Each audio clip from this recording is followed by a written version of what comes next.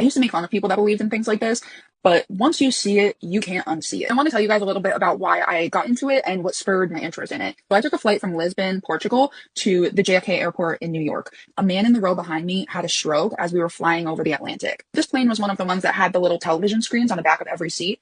And obviously we needed to make an emergency landing. We were all super worried for him because being halfway over the Atlantic, you have to go the rest of the way to New York. To show you where the JFK airport is, it's on like the bottom part of New York. And the Lisbon airport is on the bottom part of Portugal. Logically, you would think the fastest and quickest route would be to fly from the bottom of Portugal straight to New York. Everybody on my flight was really upset because the emergency landing landed in Canada at the St. John's airport. As we were all watching it on the back of our seats, we watched a plane. We were right about here. So we watched the plane go like this and then take a sharp turn all the way up to here. And everybody was like losing their stuff because we're like, this guy needs help. Why are we flying even further? So I started researching how this could have logically made sense, and I couldn't find anything that made sense. And I just kept digging and digging and digging, and I'm going to show you what I found. Sorry, it's kind of blurry. This is the best image I could find. This is a flat earth map. So the Lisbon airport would be right about here.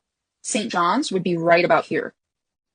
So it made perfect sense that we would fly from there to there, and that this was the first place that we could stop to get this man medical attention. I started to look at different emergency landing flight paths. None of them make sense on the globe model. They all make perfect sense on the flat earth model.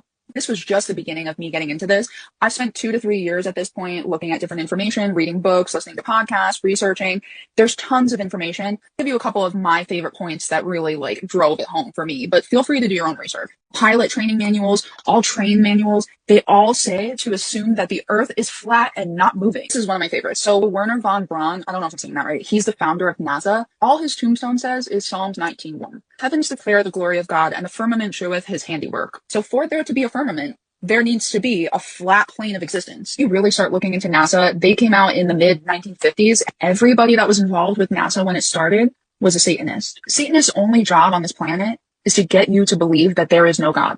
And the globe model does exactly that because it takes the credit away from a creator. There's a whole bunch of unclassified documents. We have Operation Fishbowl. Remember what a fishbowl looks like, and look at what they were trying to do. They literally were trying to break through the firmament.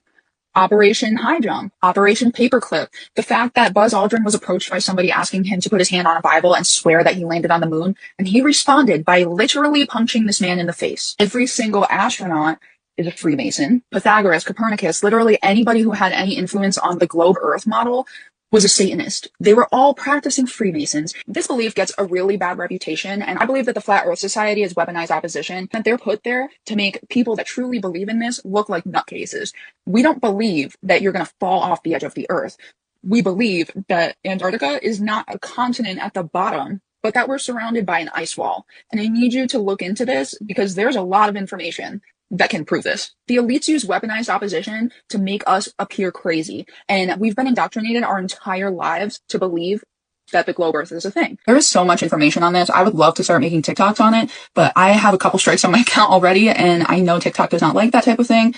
I low-key want to start like a podcast. Like nothing that I can do to pressure somebody to believe in what I believe in, and that's not what I'm trying to do. But if you open your mind and look at the objective facts of things, I think you'll be really surprised because I've never seen someone look into flat earth and not believe it. Usually you don't believe when you're just looking at what the weaponized opposition is putting on the news and stuff like that.